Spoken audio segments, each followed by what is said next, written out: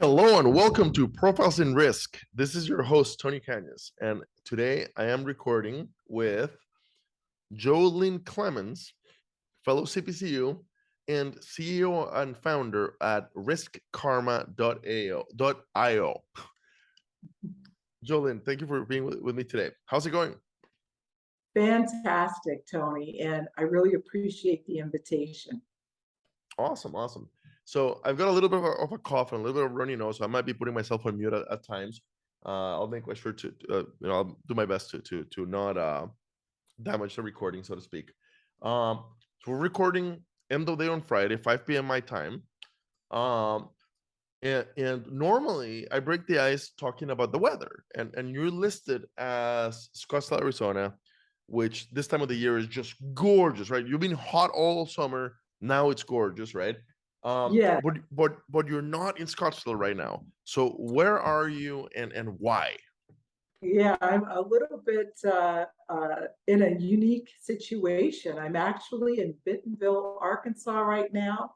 Our company was honored to have been selected by the Walton Foundation's Fuel Accelerator, one of 10 international artificial intelligence startups to accelerate growth. Awesome. And how long are you there for the program? The program lasts for 3 months, and it's really neat. It's an opportunity to have strategic partnerships and clients such as Tyson, JB Hunt's, and KPMG, and also to be paired with mentors. So their goal is to ensure your success. That sounds amazing. So let's kind of back to the beginning. So we always give the guest a chance of giving the elevator pitch. What is Risk Karma? Okay, Risk Karma serves as like a seatbelt for your business to help companies to predict, prevent, and protect against crime, fraud, and worker non-compliance. Against crime, fraud, and worker non-compliance. Okay, so predict, prevent, and protect against crime and fraud. Let's start there because that seems to be a completely different category. So how does it do that?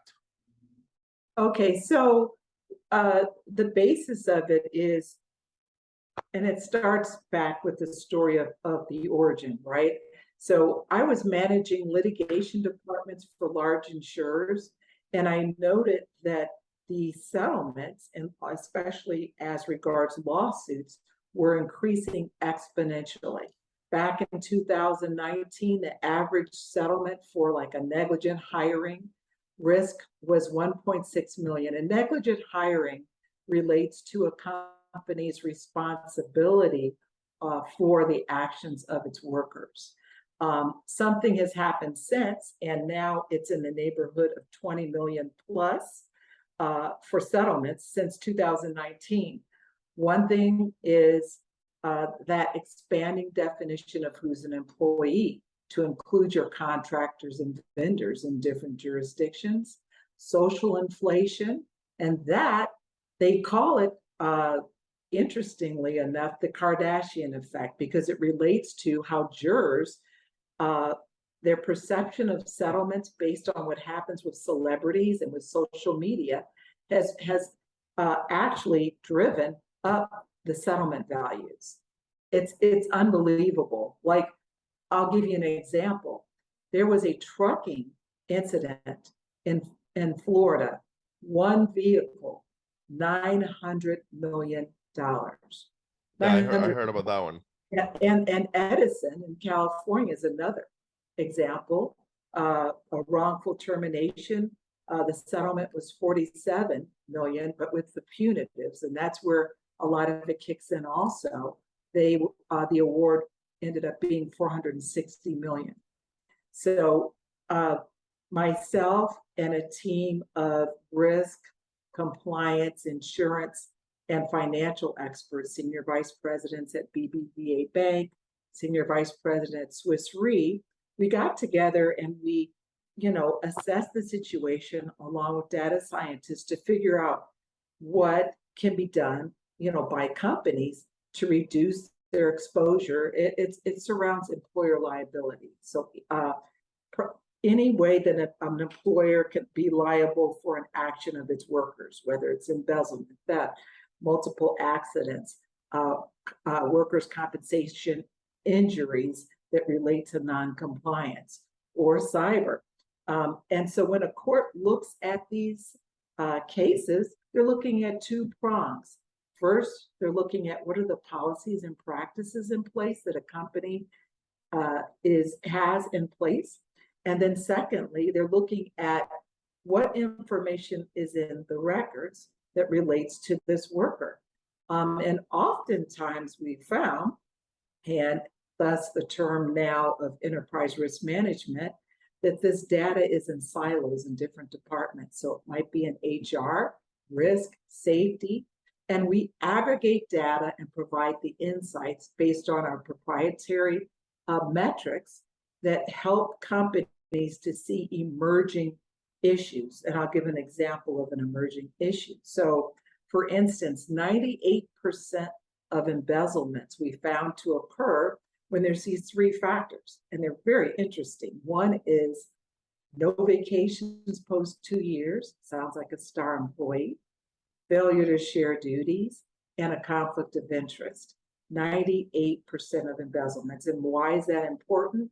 Because of that lack of oversight of that particular employee and this relationship that was allowed to continue, and that not taking vacations was a way for the employee to prevent others from checking their work.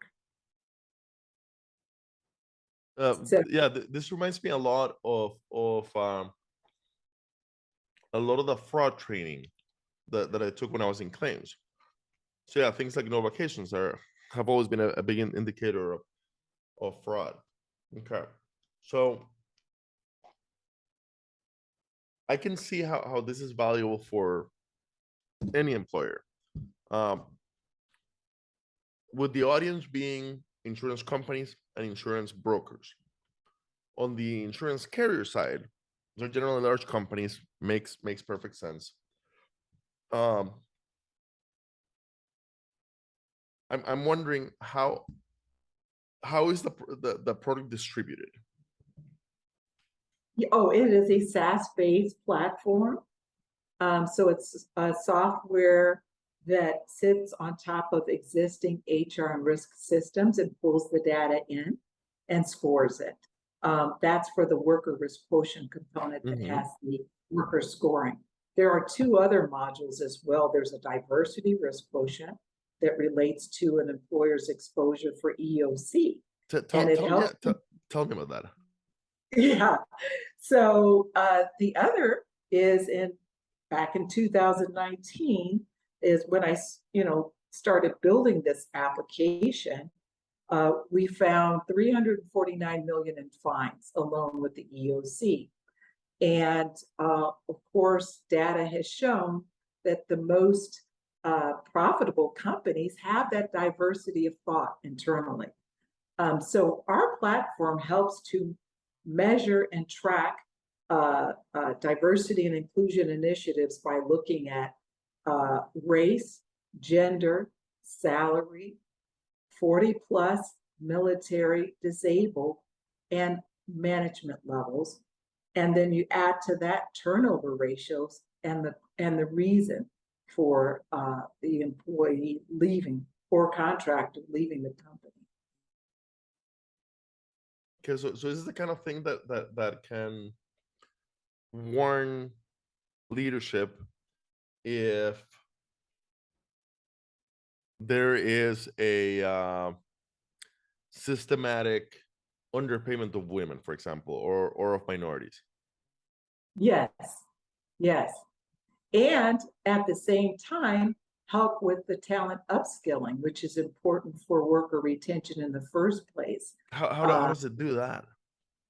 So within the risk profile, there's the worker risk score.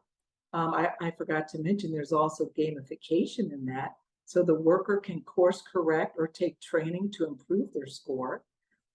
Within that profile, there is also an area where the worker can show certificates gained post-hire, where they might have gained additional skills, and management validates their skill strengths and lists 2 to 3 skill strengths that the worker has per position.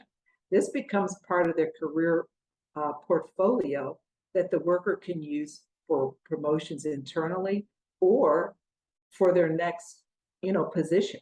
So then they've got a vested interest in maintaining compliance and keeping their score in a good place. At the same time, the overview dashboard for the employer shows trends, whether there are issues in a certain department, region, with a certain supervisor, so it might be a supervisor training issue, all the way down to the individual worker. But the benefit to the insurance industry is it shows real-time risk conditions surrounding employer liability as it relates to workers and the policies that exist and are in place in 8 different department units. And it also has loss control recommendations that are from the insurance industry side to prevent risks that are tied to the NAICS score. So that reduction in claims certainly improves the loss ratio and as well as costs, because a lot of times, especially, for example, if there's a commercial auto claim, a lot of times the worker might be outside of the scope of their employment, and then the insurance company is paying for these defense costs, all for, how many months. And then later on, they find out they shouldn't have even been on the case in the first place, right? So we provide these recommendations that reduce the risk, and if something or prevents it, but if something does happen, it helps to mitigate the damages or the settlement. So then from the LAE side, it helps to reduce costs, as well as from the settlement side, and also in many cases preventing the actual claim from occurring in the first place. So kind of like telematics for workers. Telematics for workers. Okay. So given that you're currently going through an accelerator of sorts, I'm assuming that you're fairly early stage in getting this thing off the ground. Yes. So I don't know if you have any client success stories. Yes, I have clients that have reduced claim incidences by 20%, their retention by up to 30%. And in fact, we're listed on the Society of Human Resource Management's website now as a company creating a better world where employers and employees can thrive together, because it creates that alliance. So the companies that are utilizing us, a minimum of 20% reduction in claims. Okay, that's fantastic. Yeah. So I don't know how much you can share about the future plans, but what else is in the pipeline as you're going through this accelerator? Yeah. Well, they're focused on further growth. The companies that are here, of course, are unique, and they all have, proprietary systems in place. So with beyond the growth, we're excited about the potential for a partnership. We had a presentation with KPMG, and they were very, very interested in what we're doing. They foresee a partnership, and so we're very excited about that. So we're working on, what the details of that partnership will mean, in addition to, additional growth within some of the larger companies in this region. So looking at your career, okay, so you spent some time in claims, both in reinsurance and in primary insurance. It became active with CPCU, with CLM. Um, how did so you talked a little bit about seeing the settlements go just a couple of years ago from 1.9 million to 20 plus million, but how how did how did you have the idea that this was the way to how did your career lead you to seeing the problem and saying, you know what, I can fix this? Right, right. So I've been, in the industry, gosh, I hate not, around 30 years, maybe more, a little more than that. And um, I think it's each step that I took, right? I was a special assistant to the Attorney General for the Arizona Department of Insurance. I had unique uh, uh, experiences working in risk management and managing risk for like Knight's, Smitty's, Fry's, grocers in Scottsdale. And then after that, I worked with Zurich and the Hartford in managing litigation. Uh, it was in pretty much every area, but I did have some large transportation and supply chain accounts. And, the other piece was when my father passed away, I took a sabbatical and I was offered the opportunity to conduct audits through Lloyd's of London. And that allowed me to see the side as to a company's practices and policies. I was aware of their impact on litigation. I think some companies take the standpoint of, you know, documenting less is better, but that's not the case. In fact, now courts are saying that what companies have done in the past with, you know, training annually or background checks post-employment are insufficient vetting. And then we're now in a time where with the what's called ban the box legislation, companies can't ask about criminal history, which I mean, I understand because some people have been rehabilitated or falsely imprisoned and they need an opportunity. And so I think the combination of the lawsuit settlements, audits for Lloyd's, being working alongside the commissioner directly at the Department of Insurance and seeing certain elements, and as well as my participation within CPCU Society as Director of Legislation and Research, it gave me insight to some of the things that are happening and how to address them. And I looked at for inspiration. I looked at like credit scores, right? How certain applications provide recommendations, and you can make changes and what have you. And also, I looked at the fact that the missing piece in the equation when it comes to compliance is having that vested interest by the worker.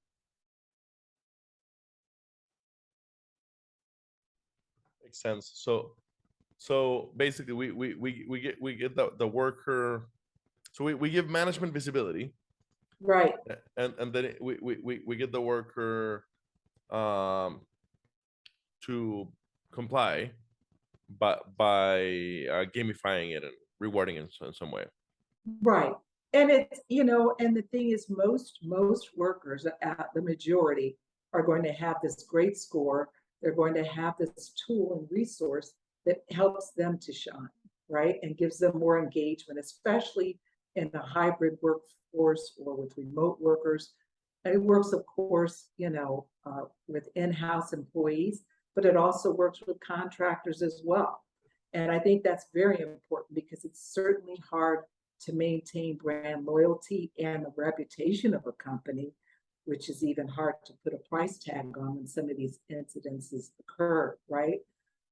But with our platform, there's engagement. It has that element of I see you, I recognize this, and it also allows companies to promote and give more mobility to their workers by looking at skill strengths internally, right? There might not be a way up the ladder in one department, but there might be a ladder in another department. I absolutely love that piece of it, because that is a gigantic problem that we have in our industry, a constant complaint that I get in career advice conversations, that people feel like they don't know how to grow within the company. And at the same time, I talk to the leadership, and the leadership complains that